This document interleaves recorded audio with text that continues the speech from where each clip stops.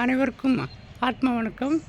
ஞானவிதா பாரம்பரிய மூலிகை மருத்துவத்தின் சார்பாக இன்றைக்கி ஒரு முக்கியமான சுண்ணத்தை பற்றி பார்ப்போம். பெரிய காய்கல்ப மருந்து.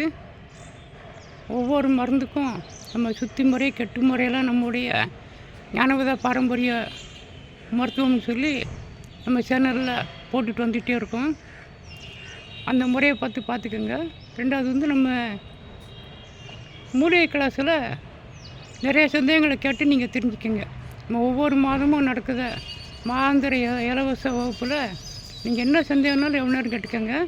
ஆனால் ஃபோனில் எனக்கு அதிகமாக பேச முடியாது. இப்போ தாமரை சுண்ணத்தை பற்றி பார்ப்போம். மிர்தார் சிங்கி ஒரு 40 கிராம் எடுத்துக்கோங்க. அதில் பாதி 20 கிராம் சுத்தி செய்த தாமிரம், அதில் பாதி 10 கிராம்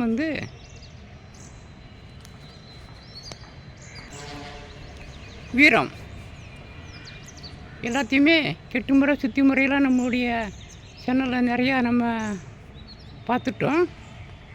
அது முறைப்படி சுத்தி பண்ணணும். தாமிரத்தை நம்ம இது இல்லாமல் நம்ம அதாவது பச்சை இல்லாமல் சுத்தி பண்ணணும். அதே நேரத்தில் தாமிரத்தையும் கெட்டணும்.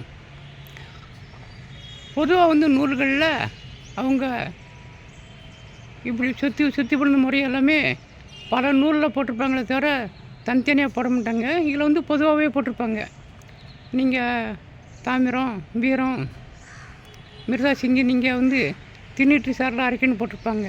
ஆனால் நம்மதே அதை உயர்ந்த மருந்து ஆக்கணும்னா தாமிரத்தை பச்சை இல்லாமல் ஆக்கணும். மிர்தா சிங்கியும் நம்ம சுத்தி பண்ணி அதை கெட்டணும். வீரத்தையும் முழுக்கட்ட கெட்டணும். அதுக்கு பிறகு நம்ம அதை நம்ம சாரில், அதாவது திண்ணீட்டு பச்சளை சாரில் அதை அரைச்சி நம்ம போடணும். அப்படி போடும்போது காடை புடம்னு போட்டிருப்பாங்க, அல்லது குக்கடை புடம்னு போட்டிருப்பாங்க. நீங்கள் குக்கடை புடம்னு போடும்போது கோழி புடம், அதாவது கொஞ்சம்தான் எருவை போட சொல்லியிருப்பாங்க. ஆனால் நம்ம முறைப்படி நம்ம மருந்து சுத்தி பண்ணி கட்டிட்டோம் அப்படின்னா நீங்கள் கூட கொஞ்சம் எருவு போட்டாலும் அது புகையாது, அது உயர்ந்த மருந்தாக போகும். அதனால் அந்த முறைப்படி திண்ணீட்டு பட்டல் அரைச்சி, அதாவது 7 புடம் போட்டிருப்பாங்க. நம்ம ஒவ்வொரு தடவைக்கும் ஒரு புடம் போட்டு முடிச்சுட்டு, அதாவது 3 நாள் அரைக்க சொல்லியிருப்பாங்க. அந்த சுத்தி பண்ண தாமிரத்தை வெட்டையாக்கிடணும்.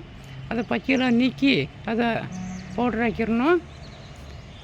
நம்ம அது மாதிரி மிர்தார் சிங்கி, வீரம் எல்லாத்தையுமே சேர்த்து 3 நாள் கொஞ்சம் கொஞ்சமாக திண்ணீட்டு பச்சளை சாரை விட்டு நம்ம அரைக்கணும்.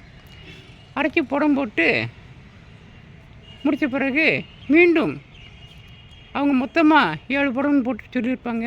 மீண்டும் அதே சாரை விட்டு அரைச்சி புடம் போடணும். இப்படி 7 புடம் போடும்போது அது உயர்ந்த சுண்ணமாயிரும்.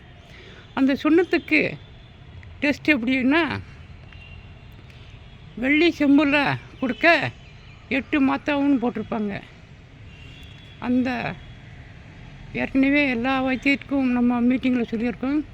அந்த முறைக்கு நீங்கள் போக வேண்டாம். அது உண்மைதான். அது எல்லாமே மாறும். நம்ம ஒரு சில மாறினதெல்லாம் நம்ம எடுத்து அதில் மீட்டிங்கில் காட்டியிருக்கோம்.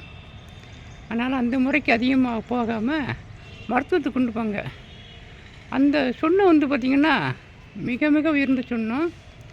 4448 நோயும் குணமாக்கக்கூடியது. அதனால தான் அந்த வெள்ளி 7 கொடுத்தா 8 மாற்று தங்கமாக மாறும்னு சொல்லியிருப்பாங்க.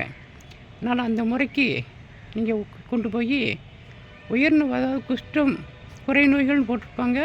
அது மாதிரி எல்லா நோயும் குணமாக்கும் இல்லாமல், இது நோய் உள்ளவங்க மட்டும்தான் சாப்பிடணுமான்னா, நோய் இல்லாமல் ரொம்ப நாள் ஆரோக்கியமாக இருக்கணும் அப்படின்னா இந்த மருந்து நீங்கள் சாப்பிட்டுருந்தீங்கன்னா ஆரோக்கியமாக நீண்ட நாள் வாழலாம்.